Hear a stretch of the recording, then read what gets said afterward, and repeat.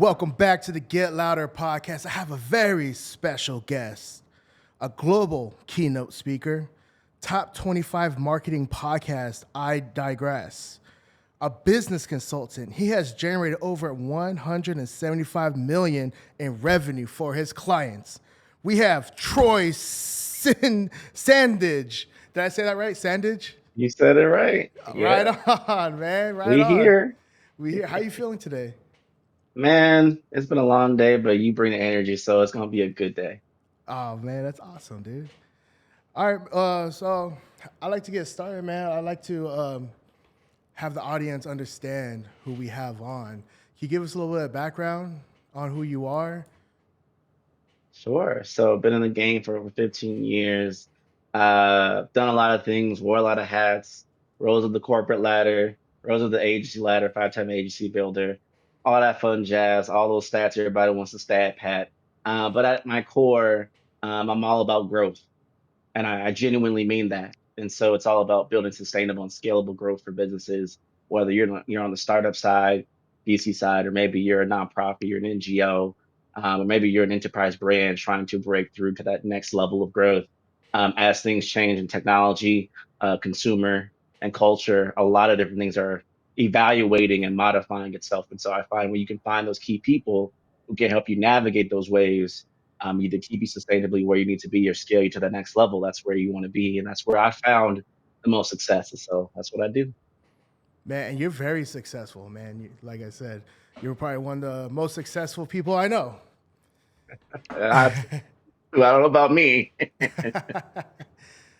me a little bit of background. How did you grow up, man? Ooh, And how did you ooh. get How do we to? want to go the Batman route? Let's go. Let's go the Batman Or we route. want I to like Superman that. route? I don't know. Let's go Batman. I always like to let me turn my mic down. Peek a bit. There we go. So grew up a blue collar family. So I right outside of Chicago, north of Indiana, the Chicagoland area, basically my whole life. Outside of that, I broke the curve because it was either electrical engineering or another org, and I decided after a while I'm going to go digital media. Now at the time, social media wasn't what it is today. Marketing as we know it now isn't what it is back then. We were just on the cusps of social media, social selling, and all that jazz. And so I had transitioned and decided, let me just go into this field. And it was a learning curve, but I had the perfect incubator. My first gig out of college was simply being a marketer for a global contract manufacturer, and they were doing a lot of engineering. So I took my engineering background and marketing, was able to navigate into that thing, and eventually broke off into corporate life and agency life. I've done everything from nonprofit work to working in politics. So my journey has been very extensive, but the core nucleus of what I've been able to do is strategy, is getting people from point A to point B. How I do that has been different depending on the industry and circumstance. But I think at the core, as a child, I discovered that I'm really unique in being left and right brain. So I really am really good at being very good at creativity, but also still understanding analytics and tying that together to make creative actually drive revenue. How did from the beginning of this digital age, and this is probably around what, like 2015, 2016, A little before that, but yeah, a little yeah. before that, right? And you saw an avenue. What was it that? How did you see this before everyone else? I don't think it's about me seeing it. It's about who you surround yourself with. And so I had a couple of people who were on the cusp doing certain things, and I'm a curious cat. So I'm like, well, what are you doing? What are you seeing? Like the market. What are you seeing in the market that the rest of the world ain't seeing yet? And they were all about digital. It's going to be a big changeover. They're basically saying this is the next .com era, and you might want to get on this. And I think what holds a lot of us back is we're too literal, and we're not able to see what is my transferable skills to this next era. So right now we're in the AI era, right? We got ChatGPT, we got all these different things coming through the pipeline now. Even though ChatGPT is only one small iota in the bigger AI world that most people don't know in the great scheme of the public, we're in that same compass. And I think a lot of entrepreneurs, a lot of businesses are hesitant because how do I navigate this? And all we got, the simple solution is what's transferable, Mm-hmm. what's the core thing that I offer or the core thing that I can do that regardless of how the playing field changes, I can transition. And once you figure that out, you're always going to be able to make money. You're always going to find an avenue to be profitable and find a way to bring value to other people. Absolutely.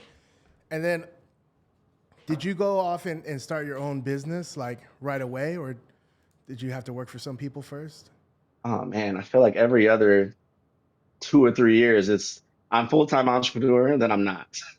And I stopped, and I'll say this from minority owners, underrepresented communities, those who maybe had to come up and go get it. You got it out the mud versus folk who just got to hand it to you.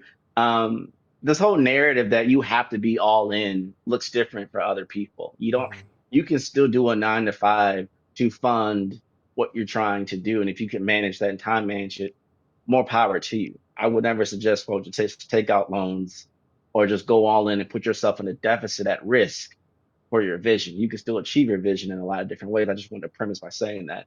So for me, there was 2 points in my life where I was all in until I wasn't. Very successful, very profitable, and then the market just went poof. No more clients, no more money. What are you going to do? So obviously, from that point on, I've done a two-way approach. So either I'll have some clients where I'm working with them in tandem directly for their business, and then aside my stuff, or I'm working directly for them and supplementing with other things. This is my third rotation of being an all-in entrepreneur for the last 2 years, and it's been fun. I love that, and it's funny that you said that, the all-in approach. And for the longest time, especially in my 20s, when I discovered working for yourself, because I graduated right at the peak of the market crash, and there was no jobs, so there was no money to be made. Couldn't find a job, so I had to start working for myself. And then once I discovered that I could make more money working for myself than working for somebody else, I was like preaching the gospel of self-employment. Why would you work for anyone else? You could work for yourself. But that now I'm older and I realize, like, in order to have a more successful business, not just be a hustler or a solopreneur, now I'm starting to realize, like, I sort of like your approach now. If you can manage, have a 9 to 5 and work on your business from 5 to 9 or however that looks, that could be a great approach instead of going all in. Because like you said, this is your third wave of working for yourself. So, and having your successful business, like you said, like there's a lot of risks. Like you said, 2020 hit, boom, crash, and that happened to most people. But if you could work for a company while you rebuild on the side, that's not a bad strategy at all. Yeah. It's about being smart. I get this whole ego thing that the 1% of 1% of entrepreneurs tell you they skip the middle part. They'll talk about, here's my garage story because everybody got a garage story. And then boom, here I am now. I'm a 7-figure business. And I always question, are you a genuine 7-figure business? Because people love to say 7 figures. Did you just make 7 figures by $1? The price is right. Or are you real legitimately in that multi-year off your own power and merit and not this convoluted gray area way to present yourself? And so I think the entrepreneurship spirit is strong in most people. They don't know how to harness and channel that power, that spirit to do something for them. And I talked to someone the other day, and it humbled me. And I think we're both in the same industry. We're big visionaries, right? I'm already thinking 2027, Mm-hmm. 2028, what I want to look like, what I want this to be, what I want to feel, what I want to experience. But I realize a lot of people aren't that. A lot of people just want entrepreneurship spirit to have the freedom to do what they do and have a comfortable life. And I'm not going to cap. Living in comfortability is nice too. It's sexy too. Mm-hmm. And so I want to super in charge folk. When you're embracing an entrepreneurship mindset and spirit, that doesn't mean risk your whole life to chase this dream because not everyone can do that or Right. their calling. You know, you can still have a good life in another way. And I think it's just figuring out what that looks like. Yeah, exactly. And what people don't realize is you statistically have a 5% chance of becoming a successful business, right? You have a 5% chance of becoming a successful entrepreneur. And most of those people who make it to that 5%, they failed along the way. They had ideas that maybe it worked for a time. Maybe they hit seven figures one year, but were they able to do it the second year, the third year? Right. You know, did COVID happen and then it all crashed? Um, so it's and then one thing I like is also you ever read the 4 Hour Work Week by Tim Ferriss? A little bit of it, yes. Hmm. So I like the concept, right? A lot of people think they want to be millionaires, but really they just want to live the lifestyle they want to live every day, however way that looks like. So you really just need to make enough money to live that lifestyle. Right. But then you have these people like where running a business is sort of like a game to them. They want to see how far they can take it. They want to keep growing. They want to grow year after year after year. It's a big game, and that's different outlook as well. No, it is. I think it's funny you say that, because I was just discussing something the other day of just like success looks different to different people. Mm-hmm. And sometimes you won't discover what you really want success to look like until you actually get to, I don't know, you remember the Pixar movie Soul. Mm-hmm. And there's a clip where he talks to the lady and he's like, I got to this point and I thought it would feel different. And I think sometimes as entrepreneurs, we obsess over this hyper focus on this one particular number, whether that's a number of clients, number of amount of money you make per month or per year, or how many speaking gigs you get, or who you bring, like whoever the session is. And you might actually get there and feel the exact same way you did before. And Yeah. that like almost can change your whole concept of thinking because you're just like, what happened? What do I Yeah. do now? And I think with the reframe and reset and saying, as we're building and growing, are we still enjoying life along the way? Like if I fix it and if someone told me, okay, Troy, your number is 53,200,000, 253,200,000. You get to that number, everything you want in life is set. I get to that number and I feel the same. Mm-hmm. I made all the sacrifices in the world. I did all the, I'm obsessed. I gave up everything for this. Nothing's changed. Mm-hmm. And so I think this is something I've been talking about to a lot of people now is called conscious growth pathways, where we're still pursuing growth, but we're cognizant and we're aware that we should be enjoying life along the way to rejuvenate us, restore us as we pursue these crazy, amazing, dynamic feats and not micro, almost separating ourselves from the world and enjoyment as a martyr to pursue this number. And then we get to the number and we're not happy. Yeah. Let's And make what more else? happy entrepreneurs. Yeah, I like that. More happier entrepreneurs. Because think about what you sacrifice on the way. You sacrifice your health, you sacrifice your family, you sacrifice really yourself for this goal. And then you reach that goal and you realize, you look back, you're like, man, I could have spent more time with the people I love. I could have spent more time on my health, right? And you have to love the journey as well. I feel like the journey is what makes it enjoyable. Oh And yeah. you seem to have a really good balance. Like, what does that look like? How are you able to balance being happy, being being conscious, and building your business and making money? Yeah, I know for many listeners, and if you're like me, I might have listed some things you're already having a checklist. Oh my goodness, I gotta get my fitness in order. I gotta eat better. I gotta do more cold outreach. I gotta integrate AI more. You're adding more things to your list because you're like, I have to be all these things. In my mind, on this show, we start talking, and I hit a switch. It doesn't matter what else happened today. I'm in entertainment, education, edutainment mode, bringing the energy and the fire of this mic. And once this is over, I hit a switch. I might be in husband mode or I might be in cleaning mode. And this is just my kind of like a psyche for me to switch into whatever is needed in that moment, which allows me to be more present and cognizant. Because as entrepreneurs, we could be here and thinking somewhere else and we're not being present. What actually kills our productivity and our relationships because we're never present. And so I find that's a big part of it is for me to understand, okay, from this time to this time, I'm in this mode. And whatever I don't get done, unless it's super critical for me to push something else away, take it, putting into something else the next day or a following time slot that makes sense. And so some people use a Kanban system, some people use other um, productivity styles. ikigai and other things to align themselves and their purpose and how they produce.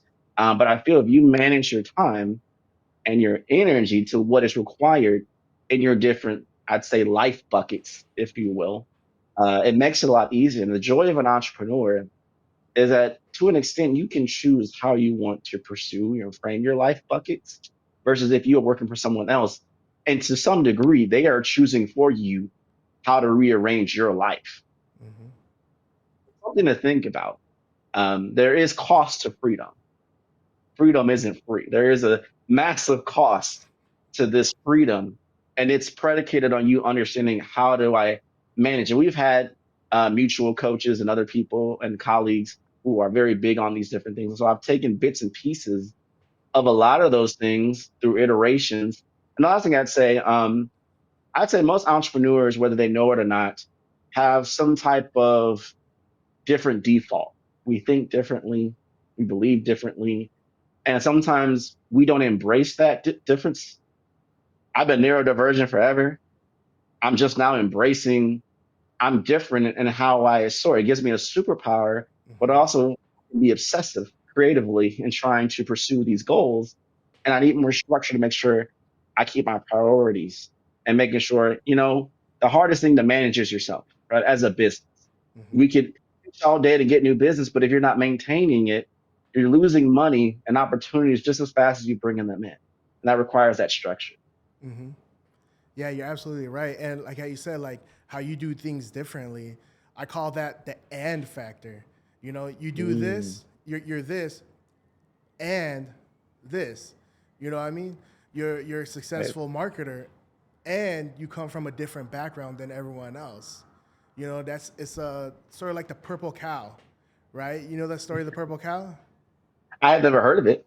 Oh man, it's a I'm, great I'm story. interested. Tell me Yeah, what's going on. yeah. So let's say a couple from LA, right? They grew up in the city, never seen a cow.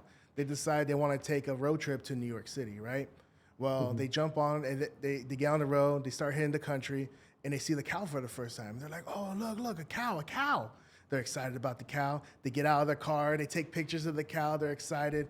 They get back in the car, they start driving, they see another cow. Oh my God, there's more cows. And then by the third farm, they're just like, oh, just another cow, just another cow, just another cow, whatever. And then let's say like 3/4 of the way to New York, they see a purple cow. Like the cows are invisible to them at this point. Then they see a purple cow. And now they're excited about, oh my God, that's a purple cow. I haven't seen one of those. And they get out and take pictures with it and whatnot. You know what I mean? Yeah. Being a purple cow just means being different from everyone else, right? Mm, And what we tend to see is in many industries, there's an archetype. You yes. know, everyone looks the same, they have the same background, the same knowledge, the same mentors, you know, and they sound the same. But can you be different from them? Yeah, I'm in this, but I'm also this, and I come from this, and I have a different perspective on it. And that's what makes you special. I love that. Like I I was love that so much. right, and like I was talking to a couple of my guests. You know, they're very successful entrepreneurs and attorneys, and they're female and they're very beautiful. And what they realized when they were starting their own woman-led firm, that they didn't like the fact that people like that they were beautiful, right? They didn't want to be known for being beautiful women. They wanted to be known for being legit great attorneys. And I had to remind them, like, no, you could be legit great attorneys and be beautiful, and that's what makes you different from everyone else. So don't like shy away from that. Oh, I don't want to be known for that. Lean into it. Yeah, I'm great at what I do, and I'm beautiful. That's your and factor right there. I love that. I deal with that too because it's like I want to be known as a great speaker and entrepreneur, not a black speaker, not a black entrepreneur. Not that I'm not uh, separating myself from my ethnicity and race or anything like that. It's more so like I want you to know like I've earned this. I'm not Mm-hmm. getting it by appropriations or anything of that sort. But that's a great point to acknowledge and lean into your fullness of your identity Yeah. as a way to be that purple cow. So I love that. Yeah, like for me, so I used to be a barber, right? And that's how that was like my first, well, my second business was being a barber, right? but I worked in a black barbershop. I was the only white guy in a black barbershop. And that was my purple cow. That's what made me different. When people will come in, they see a white guy at a black barbershop. Well, first they're like, I don't know if I trust a white guy to cut my hair. But then when I do cut their hair and they realize like I'm that good and I'm a white guy in a black barbershop, He's yeah, him. He's man, him. I'm him. You know what I mean? I have business galore. He for the culture. He's at the cookout. We know. We got him. We got him. Yeah. Yes, sir. Yeah, man. So you definitely want to stand out from everyone else. You know, you don't want to be cookie cutter. That's No, I love that message right there. I respect it, but I respect your flow and delivery because I think oftentimes it's not even how we look, it's how we articulate. And I think Mm-hmm. sometimes some people may feel like, well, I don't have a master's in the English language. Maybe it's not even my first language, or I'm from Detroit. I talk like this. I'm from Santa Barbara. I talk like this. Mm-hmm. I'm from Baltimore. We talk like that. You know what I'm saying? So Yeah. it's all these different things that comes through people's heads to deter them, to give them reason not to do it. Yeah, exactly. And I suffer. And I'm Yeah. like, I'm not I think what was it, 2019? Pushed for 300 speaking opportunities. I did 307 that year. Wow. I wasn't the best talker. Even to this day, I blink too fast. I switch up a lot. I change my voice many times. But what, ironically enough, a lot of times my delivery is what people liked about what I said, Mm-hmm. how I did it too. And I think that's something that for people to consider too. Yeah, exactly. And I had that same problem, like with the way I spoke and then entering different groups who grew up a different way, and them like almost like pointing out how I speak different, and it made me shy away from that. And then now I'm growing into myself. I'm like, you know what? As long as I have the information and I'm knowledgeable in what I'm talking about and I'm of value, you know, people can overlook the way I speak and respect me for what I have to offer. I'd even add to it, people just assume you showing up on camera, you showing up on stage, you having a podcast, you doing a live stream, you having an asset, they must know what they're talking about. They must have unequivocal confidence and ability just by perception. And so Mm-hmm. most times what we may know about ourselves as flaws, most people aren't even going to pick up on because they're so in awe of our confidence and our Mm-hmm. ability to do anyway, when most people can't even do that. Yeah, exactly.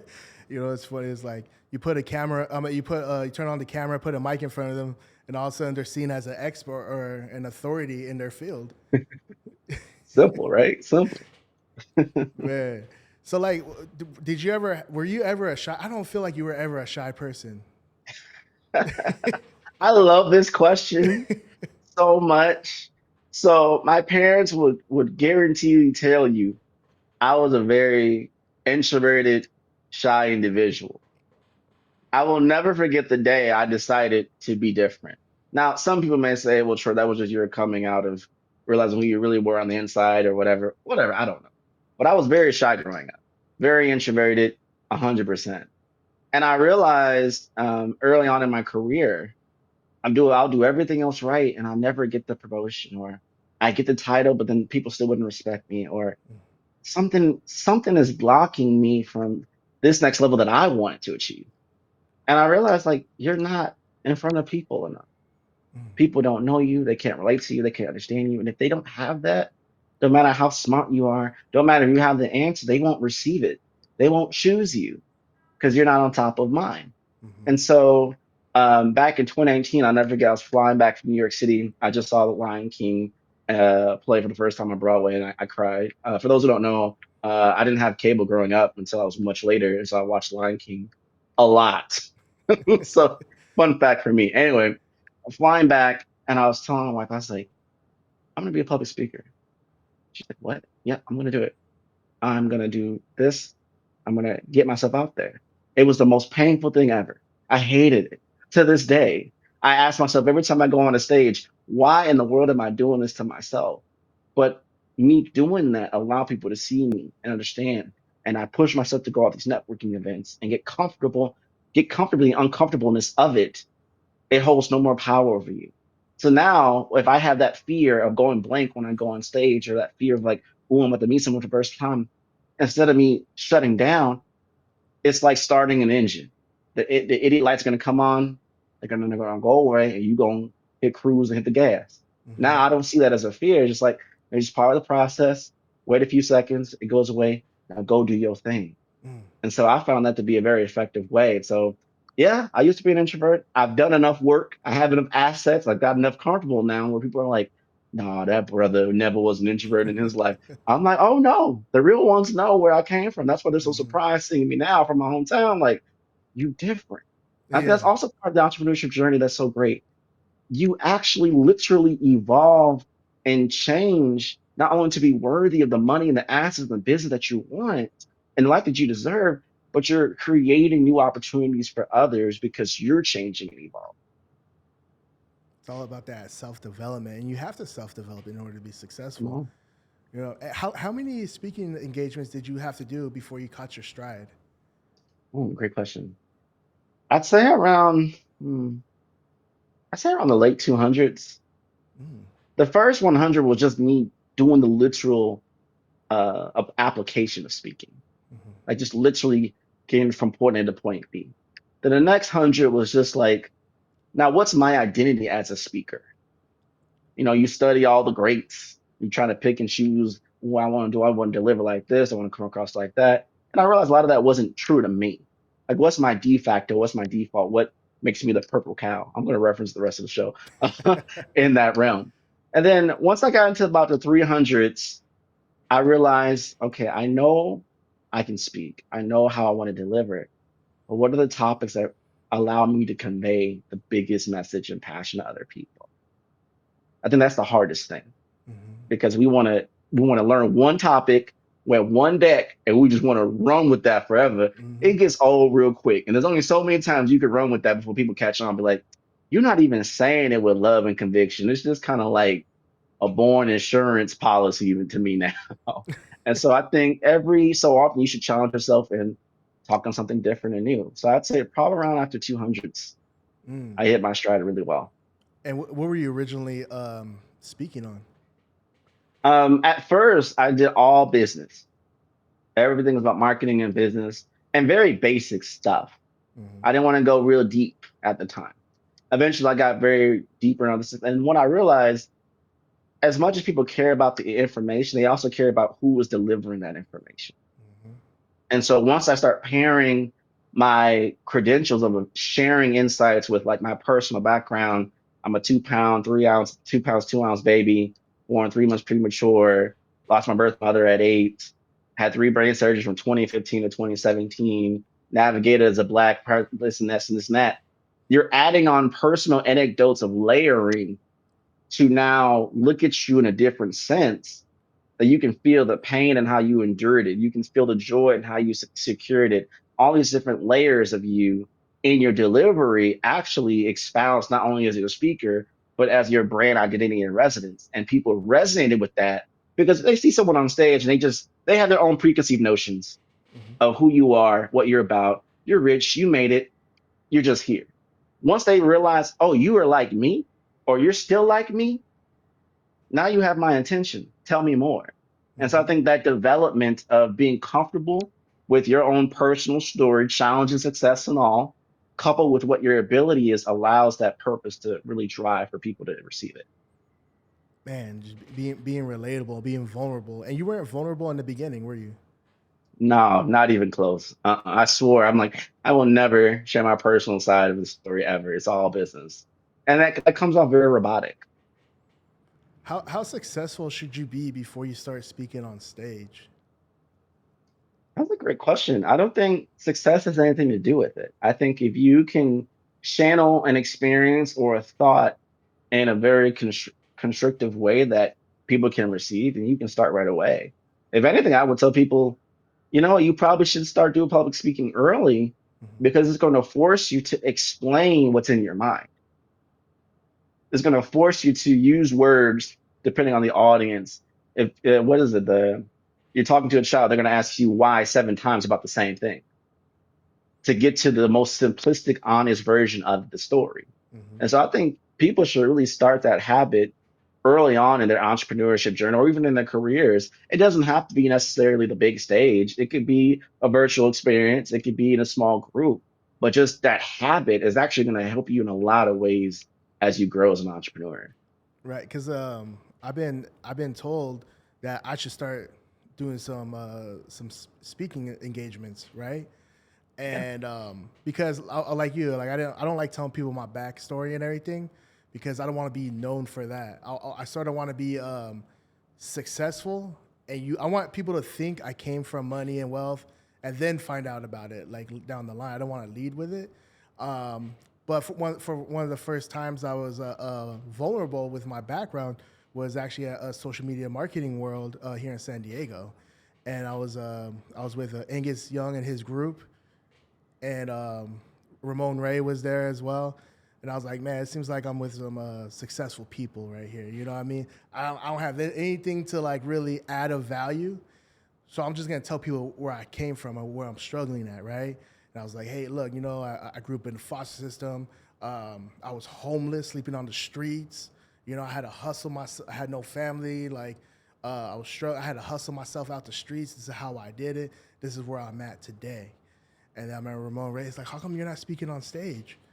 I was like, well, because I'm not a millionaire. I haven't made $1 million, so I'm not really that successful yet. I don't think I should speak on stage till I hit that marker. He's like, you don't got to hit that marker right now. He's like, your story will inspire people. And I was like, I don't know, man. People like a rags to riches story. They don't like a rags to average story. You know what I mean? How do you feel about that? I struggle with that. We're on the same wavelength and frequency for a long time with that. Um, I'll never forget. This was during this was after George Floyd, like right after. Mm-hmm. I got the most calls I ever had in my life at that time to speak in front of businesses about how do you navigate marketing and social or business operations for a diversity, equity, and inclusion or people of color, BIPOC situations. And I was very hesitant about it because at that time I kept everything clean. I kept it separate. I always kept it separate, as I said earlier. And I was telling to a colleague of mine, and once she said this to me, I reset everything. She said, "How dare you? Who cares the how behind you got the opportunity to grab that mic and speak?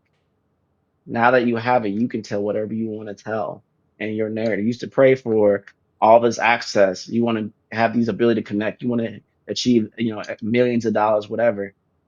Well, you got to have a mic. You got to have a platform for people to see you and hear you. So whether you got in because of your beauty, or you got in because of your color, or you got in because of where you're from, or you got in because who your network was, now that you have the stages, the floor is yours to go do it. Mm-hmm. And that humbled me and that reset me a little bit because I would think for all the people who took the time to be inspired, that led me down the path of who I am now, same with you. I'm sure they had a moment where they were fearful and they weren't going to talk about it. They weren't going to write the book about that. They weren't going to share that personal story. And if they didn't, that would have changed the trajectory of somebody else. And so that had me think really deep, like almost multiverse level deep. Like for me to not do this could literally impact someone else coming down the pipeline, another Troy, another Jay, not being inspired because we didn't take the liberty of having the opportunity and speak that truth. And so I sit with that.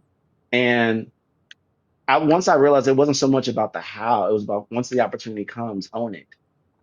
And I can't separate my personal life and then more from my public identity. And I think as we're seeing in the future now with the creator economy blowing up and people caring more about personality led growth, it's not just the influencer numbers, who was actually talking, the relations they have. And humans are very complicated. The more data and information they know about you, the better they will trust you to buy from you, refer from you, or be an advocate for you. I think that's just the way things are going now. Mm. And I'm a big believer in that as well. I feel like with the rise of AI and people leaning on AI, no longer having to be creative as much, create me 30 topics and 30 scripts. You know what I mean? Right. I think what we're gonna start leaning into is authenticity. People are gonna start leaning on, okay, like especially with the creator boom, everyone, everyone is creating right now, and it's saturated the market. So now you really have to be that Kyle. You really have to stand out, and the only way to truly stand out is through your personality. How are you navigating the saturation? I'd love to hear your perspective on that. Man, man, that's why I have you on the podcast, man, so you can help me out with that. Man, with the saturation, dude, like, and I've had to really like, I have my business partner. He couldn't make it in today. He just had a newborn, so he's taking care of Oh, the baby okay. right now, and his fam. But I was just talking to him like, dude, the market is purely oversaturated. Like, we have to figure out a different way to really be of value to our clients. And how are we going to do that? It's not just creating content. Like creating content, yeah, you want to create content. The more you create, the better. Um, but how can we further get that to leads? You know, how do we? You can't just be a content creation agency no more. I think you have to also offer other value. You have to figure out how to generate them actual leads through paid ads. I'm starting to see that I'm a combination of paid and organic, um, and even other factors. Like it's very complicated right now. I'm navigating it myself, and I'm asking myself these questions every day, and I'm trying new things to see what's sticking, because even like people with paid ads or paid Instagram ads, even that's overly saturated. Yeah, and after a while, like for instance, like the Hormozy style was very popular in the beginning of the year, and now it's evolved. But even myself, and maybe because my algorithm was like strictly like seeing these type of people, I'm like, dude, I miss when everyone was just sort of creative. I'm Hmm. seeing the same editing styles, this like from everyone, every industry, and if I see another one, I'm like sick of it. I'm almost sick of social media at this point. And Yeah. so what we're trying to do, we're trying to get creative. How do we stand out, right? And the thing is, people are now triggered by a certain style of video, and if they see too many of that videos, they're gonna click off. They're just gonna click off. They're just trying to sell me something. They're just trying to sell me something. They're trying to sell me something. So, giving out a lot of value is going to be very important. Showing your personality, not being so scripted, being a little bit more organic. That's why podcasting right now is killing it, because you're talking from a more relaxed, less scripted sense. So I think going more of an organic feeling. How can you make your videos feel more organic and authentic? And that's what's going to make you stand out from everyone else. Well, that lands. For me, I feel whatever a person's core service or source is. So that could be strategy, that could be content, that could be paid ads, that could be blog writing, whatever. So you come up with your main source, with your main medium. Is that Medium? Is that LinkedIn? Is that Facebook? Is that Instagram? Is that X, YouTube? People are having their minds blown because now their source and their primary medium isn't driving the effective profitability that they once experienced. It's kind of like we're still chasing that high from the YouTube golden age of 2008. And once they change the ad sense revenue and everything else, it ain't as easy to just make content and have millions of dollars coming through YouTube ad. But yet people are still chasing that ideology, or they're applying that same frequency with TikTok. But I look at those creators, the creators that were killing it on YouTube, were killing it on Vine, who are now killing it on TikTok, who are still killing it no matter how many changes Instagram wants to be, they still killing it. And I asked my question, why? Why? Because there are all these experts and leaders saying, oh, because we have to do this. You have to do that. You look at all the things, the greats, the styles, the mandates now. You have to have the captions. You have to be vertical. You have to be landscape. You have to be blog. Remember the era of just nothing but blogs, and it was like the dumbest, stupidest 5 minute stuff ever. But they were making thousands of dollars because it was like, here I am now cleaning up my room. And I'm like, what we see on TikTok now was being done on YouTube way back in the day. Oh yeah.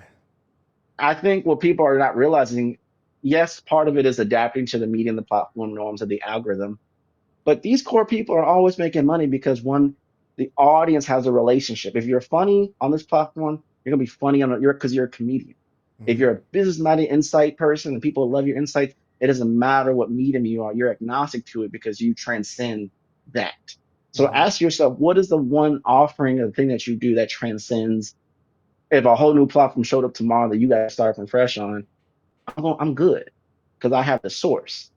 But I think the other thing is, and I'm adjusting to this, what other industries or verticals are not doing that and they need to? Because I think we as marketers, entrepreneurs, we can get so lost in our own world and realize most people aren't in that world or seeing social the way we do. Mm-hmm. I use my wife as an example. She loves YouTube. I don't really watch YouTube too much, and I will create content on YouTube. I'm like, you don't even watch my videos, and she'll tell me, oh, they're boring. I love you, but they're boring. Why? Because they're not her cup of tea. They're strategy and insight that help you make money, but are they entertaining enough to keep someone involved? Now, I'm not saying I got to make a whole skit and commit to a whole act or anything, but the jump cuts, the noises, the psychological breaks, the visual breaks, how are you doing that? So let's say we take what we did and let's go to a more, somewhat more boring industry, professional service. Let's say accounting, Mm-hmm. let's say lawyers, let's say doctors, healthcare, health tech, education. I'm sure those market shares need that same creative environment. And you can make a mint and own that whole industry area by just transferring those skills over to those markets that aren't as saturated because no one is helping support them in their creative development. So that means you give you free form to build land, build your brand identity over there, and just own that market. Mm-hmm. And so that could be another way that a lot of entrepreneurs can switch gears, keeping their same thing intact, but modifying it per a different user or a different type of buyer persona. Yeah, you definitely have to understand who your audience is, and you have to like, because I work mainly with attorneys right now.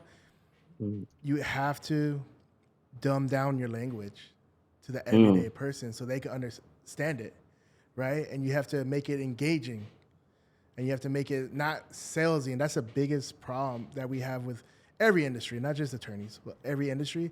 Everyone is talking to their viewer like they're in that same industry, like they understand the same acronyms and the same words and the same language, and they don't. Like, how can you like? And how I like to explain it is like, explain in the video what you want to talk about, but like if you're gonna speak to like your nephew, how would you explain it to him? right. If you're gonna give advice, how would you explain it to them? And then, like you said, like the jump cuts, the edits are cool too, you know, because they can help drive the story. Um, yes, it's fun, and it's very fun and interesting. You always gotta get creative. You always gotta get ahead of the trends, and you have to speak the language of the platform. You know what I mean? So like if you're on LinkedIn, dude, LinkedIn is popping right now.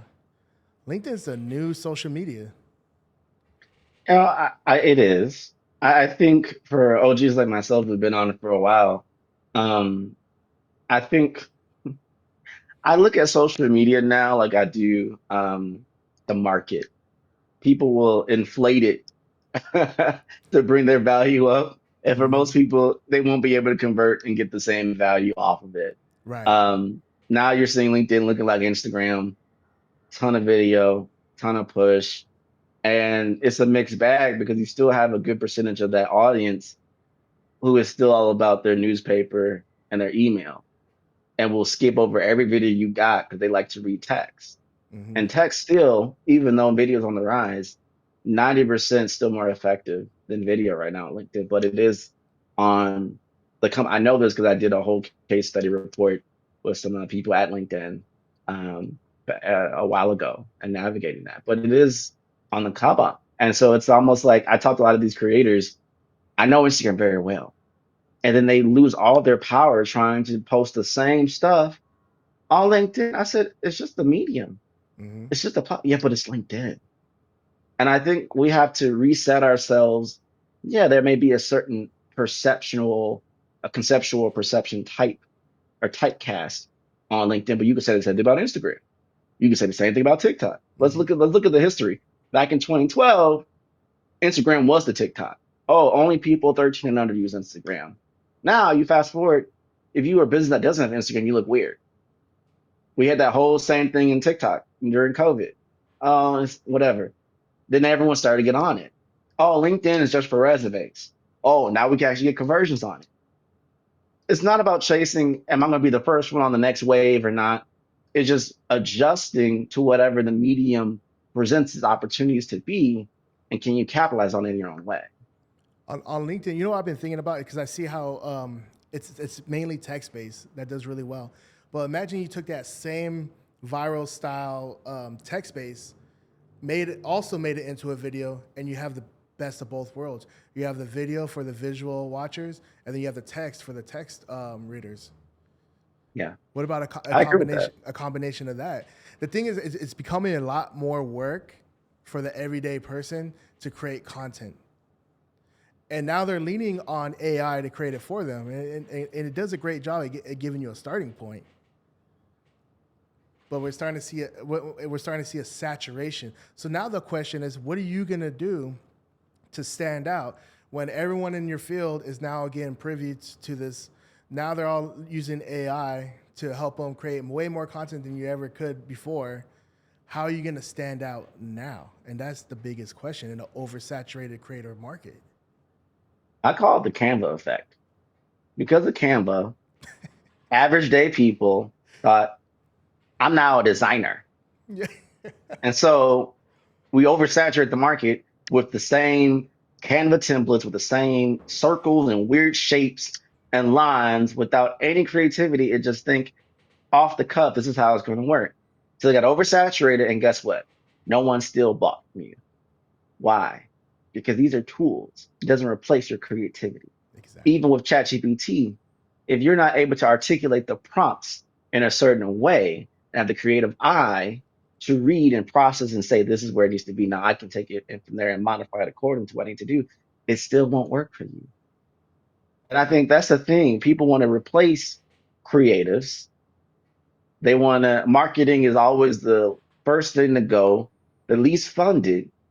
But every business that people want to quote that does phenomenal stuff, what do? They invest heavily in marketing. Mm-hmm. They double down on creatives. And you can't replace us. You And still need to branding. create at the end of the day to move the needle forward. Yeah, because a lot of people don't realize because everyone wants like leads now. What they don't realize is the majority of the market is not ready to buy now. But if you can nurture them in the meantime, it could be a year, it could be 2 years, it could be 5 years. Like you're saying, you got to think 5 years ahead. You know what I mean?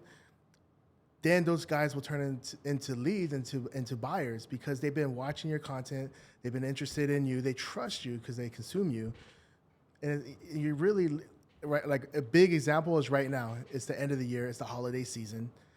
A lot of my leads, they want to put everything off till 2024. And I was trying to educate them. I'm like, hey, I realize the holiday season, everything's busy, but right now is the time you want to double down on your marketing. But you could tell it to them, you could sell it to them, you can like give them every reason why they should do it, and they're still gonna be like, I'm just gonna wait till 2024. Yeah. We're all entrepreneurs, all professional service providers. You're all in insurance business. You're selling the ideology of now that when this problem occurs, when these things happen, you think of me and you choose me. Mm-hmm. We're all in the insurance business, and at the end of the day. That's a And good I think analogy. many times we don't, well, many people don't take the trigger because, to your point, I can wait. It's okay. It's not that bad. They keep putting it off until they hit that problem. I wish I had worked with you. I wish I had done this. And so it's creating that urgency. And if they don't want to have urgency right now, that's cool. But I want to be the first person you think of when you're like, I should have done this sooner. Mm-hmm. But now it's now that adds the value of how do I project manage myself that I have enough nurturing and cue that I can almost predict I'm probably going to land this amount of money or this amount of clients or this amount of customer volume over a calendar year. So I can really run my business in a very strategic way. So it's not everyone's in nurture mode. I don't have enough money to keep me going. Mm. You gotta get money. You gotta get a top line revenue. You always gotta be Yeah. focused on selling. And I think a lot of people lean a little. So digital marketing is very powerful, but people forget about being seen in the community. People Mm, people don't like. You want to go to the networking events, not any networking events, but the one specific for you, right? You want to go to. You want to be seen as in many places as you can. You can't just be stuck inside your office all the time, not being seen in your community, not being an authority in your own community. Because you don't realize the people you meet, the people who are going to refer you out. I might meet you, Troy, or you might meet me, and I might introduce you to somebody who will introduce you to somebody who will make you multi-million dollars. right. You Yeah. know, so you still gotta do face to face. It's not you can't just rely on creating content. Create some content face to face. Meet some people. What have you been doing for your business that's been working? Um, Speaking has been working because it allows me two things. I get to create content without me physically creating it because not just someone else is recording it. And then you can siphon that up for a few months of good materials. But in the same breath, I'm having a more face-to-face experience. Like you said, you go through these screens, you can't live on these screens forever to make you some money. You're going to have to be active, like you said, in the community and these events. We are humans. What if I told you that you could increase your revenue by 28% in 3 months just by having more face-to-face interactions? I Sure, want that sounds crazy. I mm-hmm. said, but what if it's true? How? Because if I'm forced to sit and take a coffee with you, I have no distraction. It's you and me. I get to learn your body language, your posture, your energy, your aura. We might share some backstory. And you know what's crazy? They'll remember how they made you feel more than what you said. They're like, hey, can we have a real call about what you said and get a contract signed? And you're Mm-hmm. like, this happened in a fraction of a time of me trying to get a calendar link time, trying to get, they're not showing up this meet for the Zoom link. Oh, your mic's on mute. Because we are human. We want to do act, we want to interrupt, we want to have this kind of back and forth. And technology can only get us so far. Mm-hmm. So, like you said, we can't hide in our rooms with our lights and our mic and our laptop and think we can just be a multimillionaire all the time. That doesn't work for a lot of us in a lot of areas. But if we do commit to being more in person, you might see some more things. So for me, it's been the public speaking, it's been the networking. And you know what? I don't limit myself anymore because I never know where that money's going to come from. I took a gig for a fraction of what I do for public speaking. But sometimes you public speak for yourself. You need that juice to remind yourself of what they say in Lion King, remember who you are. Like sometimes you got to remind yourself, I'm that dude, I'm him, I'm her, I'm them, I'm that dog. And you get on there, you do your show, you feel good, you feel rejuvenated. Someone that happens who you didn't know was there, sees you in a total different sector that you've never done before. I want that Mm-hmm. for my business. I don't know what that is. I don't know how much it costs. You're like an art gallery, but I want that. What can you do for me in that? And all because you put yourself an opportunity to people to experience you, not just hear from you, not to, oh, you're going to talk about marketing today, you're going to talk about creativity today. I want to experience you in a one-on-one setting that eliminates the distractions. I find that that's very effective. That's why COVID was such a dramatic thing for so many businesses. But now that we're kind of on the other side of it now, I would employ a lot of entrepreneurs to do more in-person events for sure. Yeah, I love that message. And we've been, me and my business partner, we've been throwing our own little networking events, inviting our people, inviting new people, just really being the connector. Hey, have you met Yeah. this person? Have you met that person? You know what I mean? And I give them a one thing I like to do is I'll set up my podcast setup, have like 5 questions on the screen and I'll put 2 people who've never done a podcast or never started their own podcast. I'll set them down right here, and I'll be like, ask each other these 5 questions, and have your own little 1 minute podcast. I love that. And now it's That's so brilliant. interactive, it's fun. Please use it if you can. Hey, what all you gotta do, put a name on it. That's the that's the new framework. Yeah. Yeah, man. Try to get creative with these in persons. You know what I mean? To And your point, That's such an underrated thing. When you're a connector, there's so much money in that, and it comes off very genuine. I'm just trying to connect people. Whatever happens, happens. But most times, it's not because you did that. Not that people feel indebted to you. They gonna remember you. They gonna probably return the favor down the line. And I always go back to, like, I used to be a barber, and what I loved about being a barber was I got to essentially hang out with my friends because my clients become my friends. Plus the barbershop, like, they're my family, you know what I mean? And all we're doing all day is talking shit. That's all we're Yeah. doing. We're talking shit and getting Mhm. paid for it. And I love that atmosphere. You know, I love just hanging out with people, talking shit, and making money. The only problem with barbering, it wasn't that scalable. You know what I mean? I was like, oh, there's a cap to how much money I can make here. You know, it won't really get me to my goals. You know, as much as I'm good at it, Right. as much as I love it, as much people love me doing it, it's not going to get me to my goals. I had to pivot. You know what I mean? But now I try to look for new ways to sort of get that same energy that I loved from being in the barbershop, but now in my business. That's why I love doing the Yeah. podcast. You know, I get to kick it with you. You know, ask you questions, have a have a conversation. I love having the little networking events. You know, Yeah. connecting people, and I sort of chase that. You know what I mean? No, I know one of my dreams. I love the barbershop. LeBron be doing everything else. I'm like, I've always wanted to have that barbershop setting. People getting real cuts from real barbers to help them get their business going. You're having a real networking event, and you're sitting down, and everyone's mic'd up, and it's like a quarterly thing. Everyone's making a ton of content. Maybe it's isolated for their own business for the group.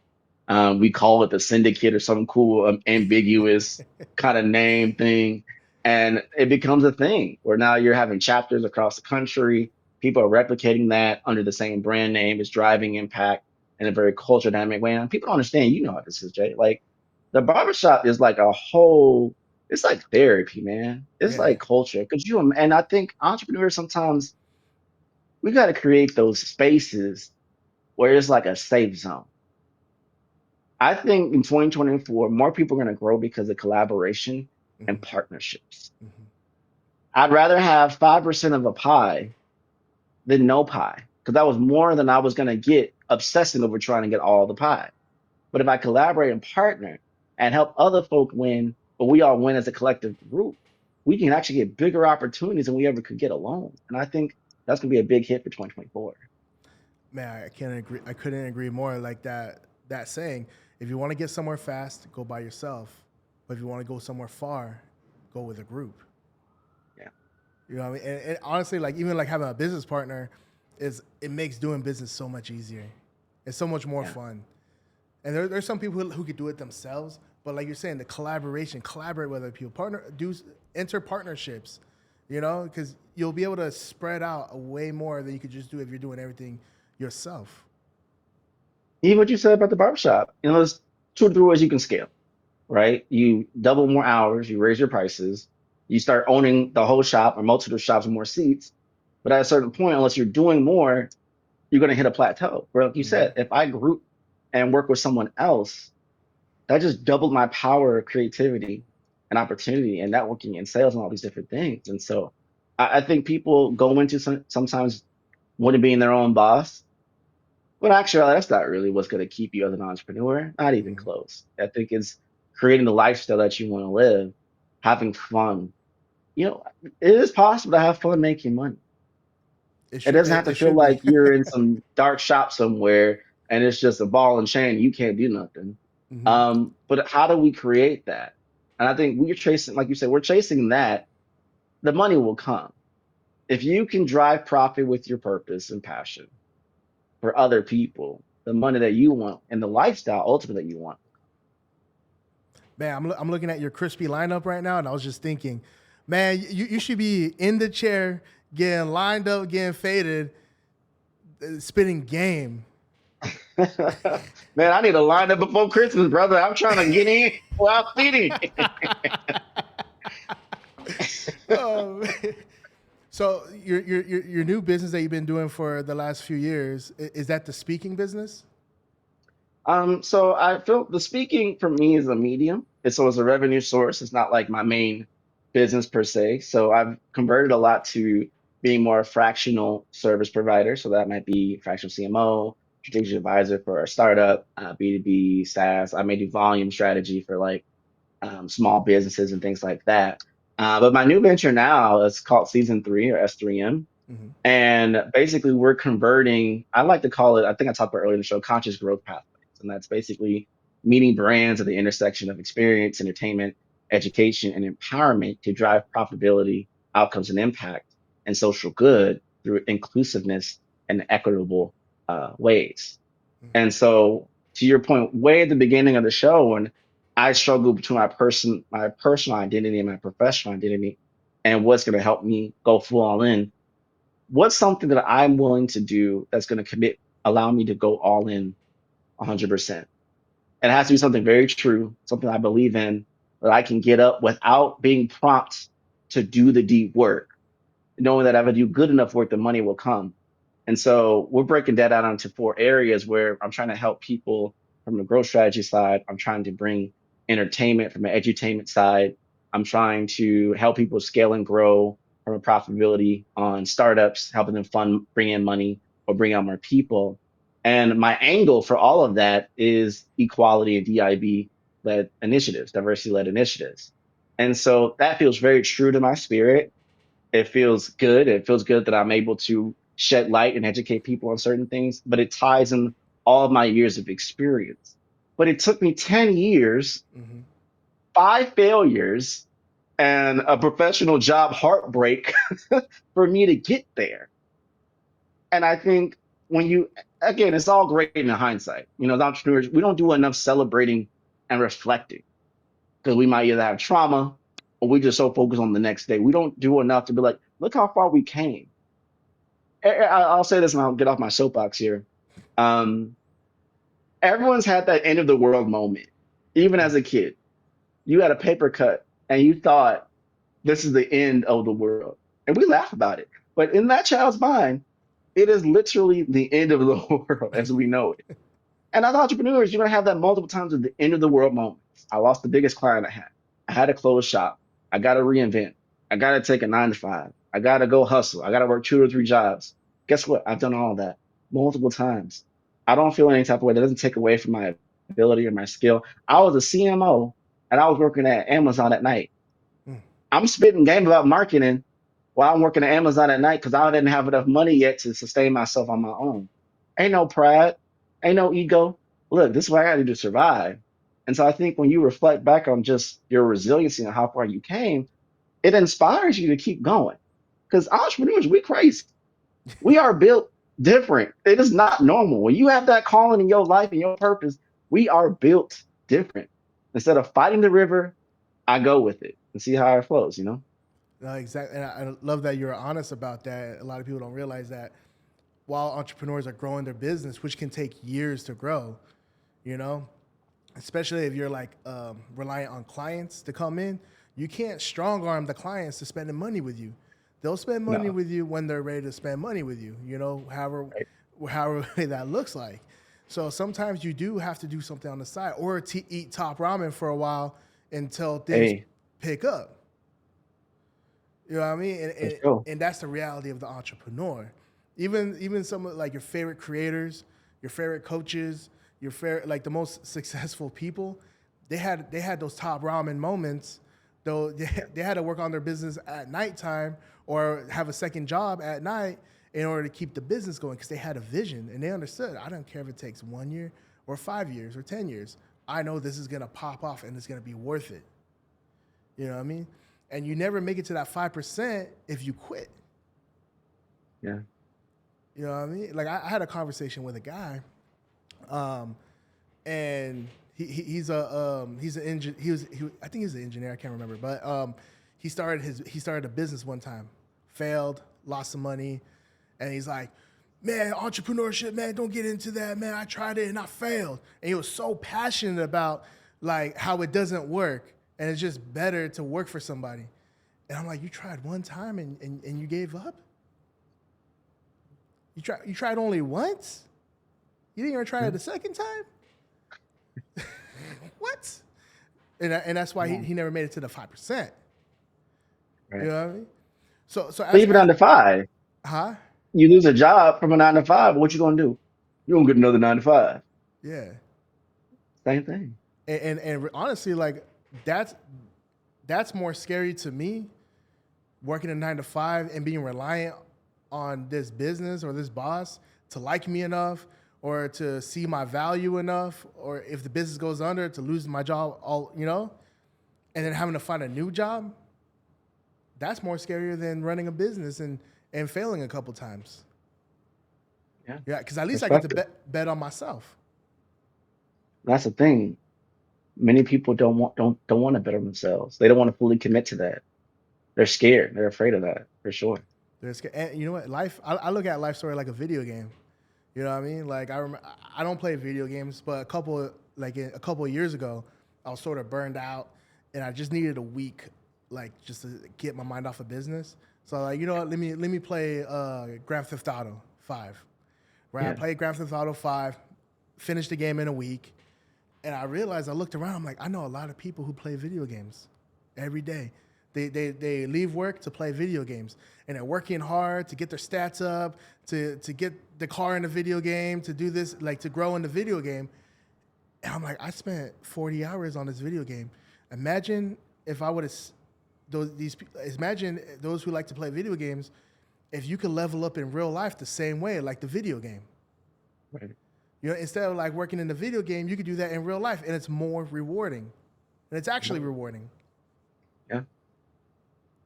It's the same thing. But so in your marketing, because you're fractional CMO and all that and all this, so what does marketing at that level look like? Great question.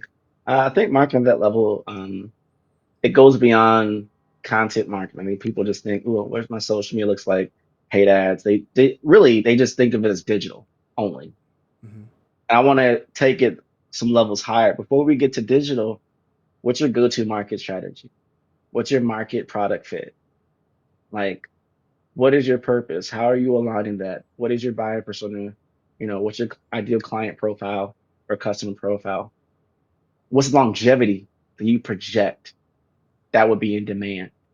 Do you have any insights or competitors or people who have paved the way that are still doing vision that you're doing? Because I want to prevent, if I can prevent you from starting something that only has a shelf life of 2 years and we can reformat it to give you a shelf life of 10 years, the odds of your success are now dramatically increased versus a short term gain of quick money that's going to flame out in a year and a half. And now you're back to square zero, or maybe you're even a negative because you didn't save and manage your money accordingly. And so I think at the highest level of marketing or strategy is keeping the integrity of the business intact for sustainable and scalable outcomes that's efficient and effective, that aligns with your ideal lifestyle, purpose, and ability. If you just want to be a solo entrepreneur and run it, I would say, okay, we're going to have to condition you as a service base with a lot of tech and AI integrations so you don't flame out because it's solely on you. You Mm-hmm. have to build a lot of products so you can make money in your sleep. Now, if you're trying to have a multi big people in your business, well, then your structure, how you position, how you market is going to be different. How you operate is going to be different. And we don't do enough of that because, of course, not. As entrepreneurs, you only have so many set of skills. And most times, if you're a cook, all you want to do is cook. You don't want to have someone market your restaurant, worry about supply chain for utensils and ingredients. You just want to cook. But you got to think about all those other things if you want to be a successful business, right? And so I'm working with people who are leaders in their skill zone of genius, but they don't know how to run a business. They don't have to market a business. Right. And I think at the highest level, that's what it needs to be done. So a big problem a lot of these companies have is finding their ideal customer, right? What is your Right. process of finding that customer profile? I find who lights up when you talk about what you're talking about. Who's the people who immediately grasp and understand without a lot of additional information? I have interests. I put it down to people who have interests, people who have that problem, people who would take action, and people who buy. For those four categories, right? Maybe you add a fifth one for referral. Within those five categories, how much can we get profit margin and conversions within that? Is it enough to really push and claim that that's a buyer persona? I look at brands like HubSpot and Google who have all these fancy nicknames for all their buyer personas, Market Mary and all that jazz, right? And it sounds comical, but I get the sentiment and it does work. But I think now we can't just go off of paid ad data. We can't just go off what Google's telling us. We can't go off what TikTok business marketplace is telling us. We got to understand sentiment. And that doesn't always show up with data. It's the human element is that X factor to building the buyer persona that works. And so that means that's keeping us in check every quarter. Is our buyer persona still hitting that threshold of conversations? If it's not, we might have to modify it slightly. And that could be by medium, that could be by actual personality, or by platform. I tell people this too. One of the easiest ways to find out a buyer persona: who opens your emails? Who takes action on your emails? Everyone thinks it's about the quick clicks or the one-time hit wonders on a paid ad push that they never buy from you again, or they never even use the product or service because it was an impulsive buy. No, the tried and true method, email, which ain't going away. Do they click on it? Do they read it? Do they go on those links? You get enough of those, that's really going to tell your buyer persona, because that takes work. If I'm choosing to read your email in 2023 going to 2024, and I click on something and I process and I read from that, you had to have something that got my interest, something that maybe I'm referring, something I could potentially buy, something that could solve my problem. You have to be doing something. So I think in many ways is aligning that into an email sequence and seeing who stays, who goes, and who takes action. That's a good way to kind of see where is my buyer persona activity levels are. I like that, and it takes work, and it really does take work. Yeah, I want to ask you, Troy. I think Angus made a post, and he said that you've made 8 figures. Is that? Probably for other people. For other people. Oh man, I love that, man. I was like, eight Now, figures. I've been a part of 7-figure businesses. I built 5 of them, Oh wow, but also helped other businesses as a client hit 8 figures for sure. man. Are you working with Semrush right now, No, I am not. Mm-mm. or a HubSpot? HubSpot. So HubSpot. I've done collaborations with HubSpot. Ironically enough, I hit my first. I've never had a video in my life hit 1 million views in my entire life.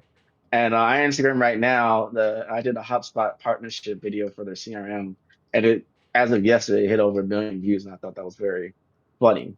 Um, but I think in the collaborations I've had the blessing to work with, it's really about who knows me. The question is, people, entrepreneurs are like, how do I do something? You can replace every how with a who, and that will change the trajectory and the pace of what you're doing. So even now, this new venture that I'm doing, how do I grow this to a 7-figure business in 1 year? No, who can allow me, who can fund this, who can connect with people, who have disposable income and the value, and would identify me as value to give me that money in exchange for just me doing my magic. And I think entrepreneurs need to stop saying how so much and who. Even when we need to delegate, think of, we have 4 currencies: time, money, knowledge, and skill.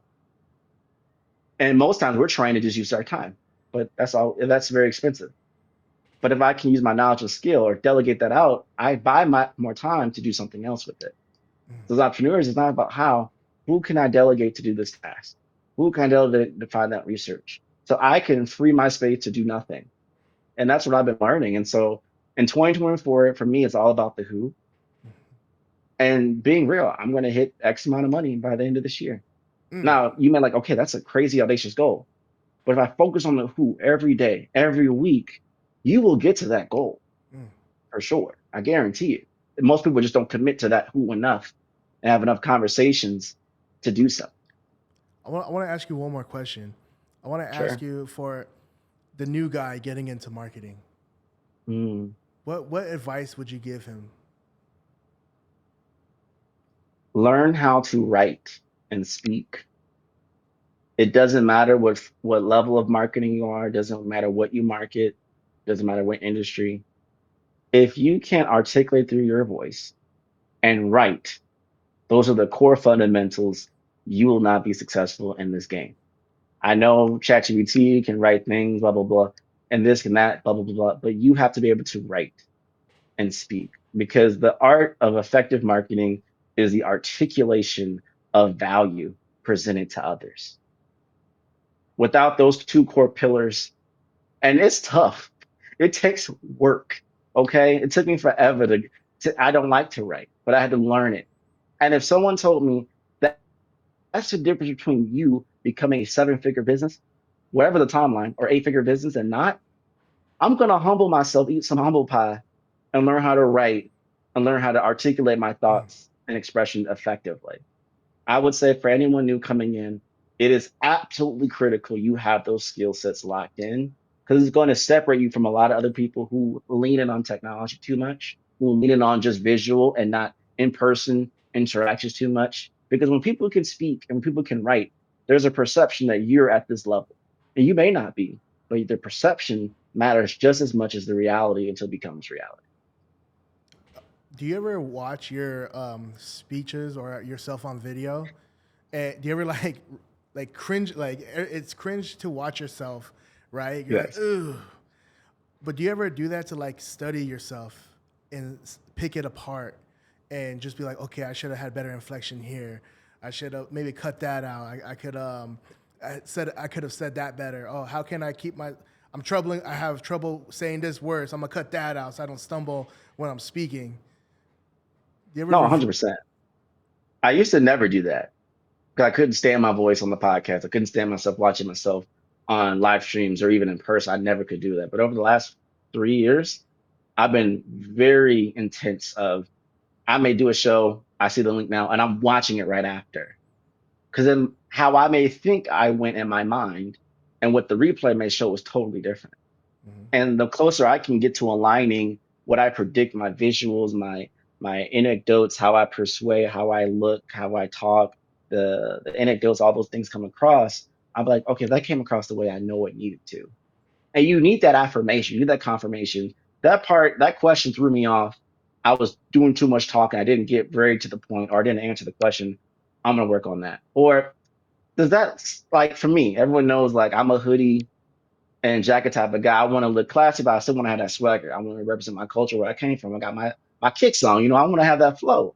That gives me the confidence to create that perception that I know people want that synergy from. When I wear some little uptight, I may not have that same flow. And so it's down to how I look, what I say, and that's in reviewing your talks and seeing how do I improve. And I know it's cringy, but look at all these actors making millions of dollars who are working on building their better craft.